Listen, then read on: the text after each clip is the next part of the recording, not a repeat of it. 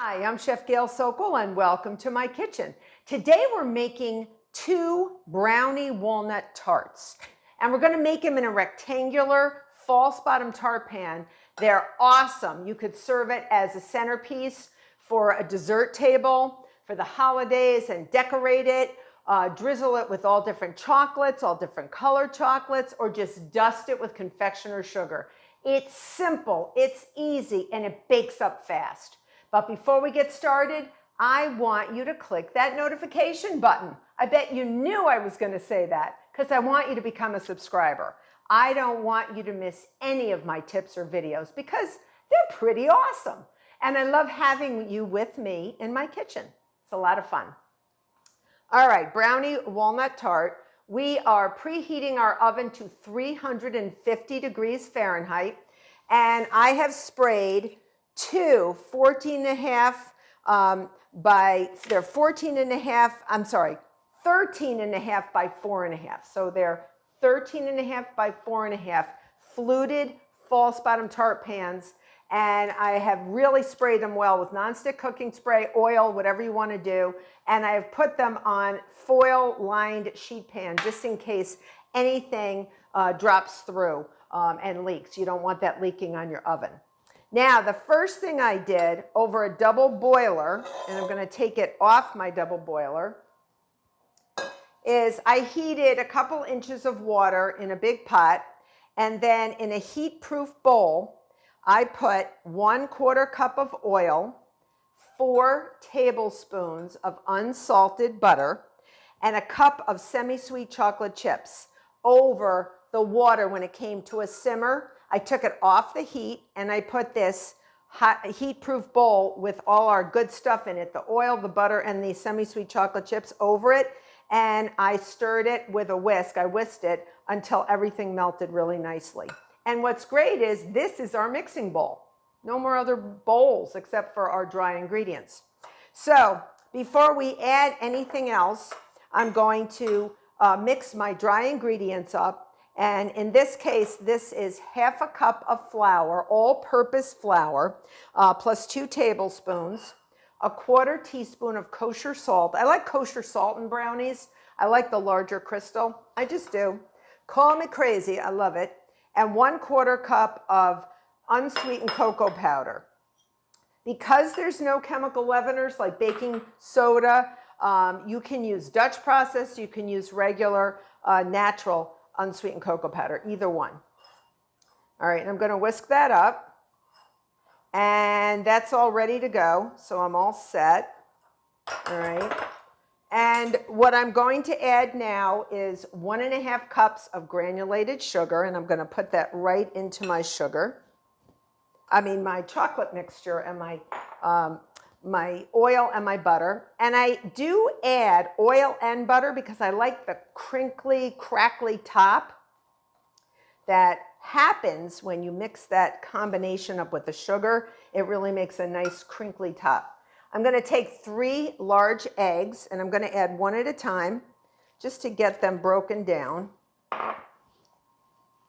in here. And it is going to be, after a while, it's going to be a stiff batter. But once we whisk everything up, we're going to use our rubber spatula to fold in our dry ingredients.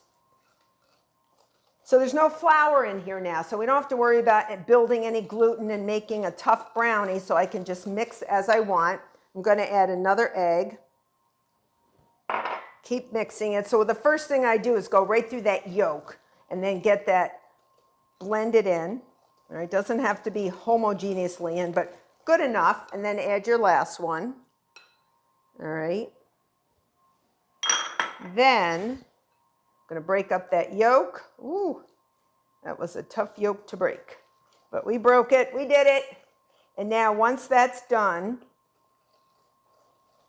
I'm going to take the whisk and I'm going to get rid of it because I want to use my rubber spatula now because I'm going to add my flour, my cocoa, and my salt, okay? And it's going to look sort of granular. Typical brownie batter. Typical, very typical. No matter what you make, it always looks like this, okay?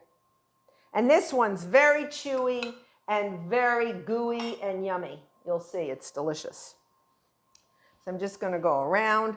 Now I'm going to add my flour mixture, my 1/2 cup of flour plus 2 tablespoons, 1/4 cup of cocoa powder, and my 1/4 teaspoon of kosher salt. All right. And we don't have, this is not hot anymore, so I can get rid of it. Make sure that you give your oven about 15 minutes to preheat. This bakes for 28 to 30 minutes. These beautiful brownie tarts. Oh, and if you don't like walnuts, don't add walnuts. If you don't like nuts, add no walnuts, no nuts. If you like a different type of nut, add a different type of nut. There's a lot of different things that you can do with this brownie tart, and it's super easy and super quick. And you can either cut it 2 different ways. You could cut it into like triangles, like whack, whack, whack, or you can just cut it into strips. So it really depends on how you cut it, but it can really make a really nice presentation. Okay, so once I have my flour almost in, I'm going to add 1 cup of finely chopped walnuts. I'm going to add those right in because I do like walnuts. I like walnuts and brownies. I don't know, it's just my thing. I like that. And we're just going to fold those in. Make sure you get all the dry ingredients.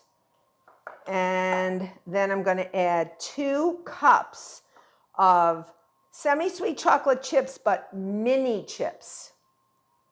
Mini chips, because mini chips will melt a little bit better. They're not as lumpy as the big chips. And we want to make something a little bit, you know, a little more fancy, I guess. So we don't want to see the lumps on top. I just want to get these mini chips in. You see they're a little bit smaller than your regular chips. 2 cups. You just got to have, everyone's got to have a bunch in every bite, okay? And I love brownies. I am a brownie aficionado. If I find a brownie recipe, I have to make it. I just have to make it. My family knows, oh no, there was a brownie recipe in the paper or in this magazine, Mom's going to make it. I have to make it because I love brownies. So once you get the chips in, you're just going to put half in each pan, half of the batter in each pan, and then you're going to spread it out and bake it. Okay, it's a beautiful batter, and your worst situation is you're going to have to figure out halvesies. And I also have an offset spatula to help me sort of get it, just sort of cut it in the middle if you can. And then we're just going to go down the side here, down one of the pans, just sort of spread it out. Whoop. I got over that, okay. And then get the rest. I'm going to use this. And then once we get them both panned up, we can spread everybody out. And if we need more, rob Peter to pay Paul, we can do that. You know, in a nice way. And then we just want to spread everything, and you don't want to leave it so the edges don't have brownie batter in them. You want to make sure everybody's got brownie batter. So we need a little more there. And we got to spread everybody out. Okay? It's a very easy recipe to do. Didn't take us long. No, didn't take us long at all. So, and make sure you keep it in this pan while you're spreading it. Remember, it's got a false bottom. People forget that. I used to have students that would walk to the oven holding the middle part on the bottom, and they would lose their batter all over the floor. It wasn't funny. It wasn't funny. We had much upset, but it happens. And then you do it once, you'll never do it again.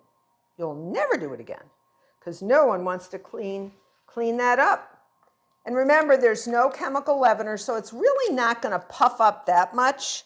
The eggs may help it to puff up a little. And make sure when you spray with the nonstick cooking spray, you get in every little flutedness. All right, and make sure it's even and get into the corners. Corners, one corner is not totally perfect. There it is. All right, now it is. Okay, this is about right. If you see anybody uneven, you can always swap some out. And now this is going to go into the oven for 28 to 30 minutes. You want it to look, it'll look almost dull on the outside and it'll be very set.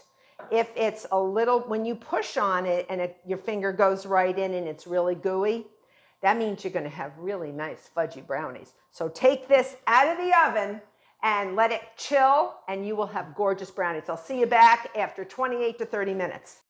So my brownie walnut tarts came out of the oven and they're gorgeous. I've already taken one out of the false bottom tart. I took the other one out and put it on a cutting board so I can cut them for Instagram. We can cut them in different shapes. You can cut them in triangles or you can cut them in strips, whatever you want to do. I've melted some white chocolate. So I'm just going to drizzle this over this one. So I'm just going to show you just different options of what you have. You can also use ganache. This is just the confectionery coating. You could get dark chocolate, but I love contrasts. And I think it looks really, really nice. If you give it time, either in the fridge or at room temperature, it will firm up. So that looks beautiful. And another option, other than dark chocolate, you could do both even. I also like just a simple confectioner's sugar top.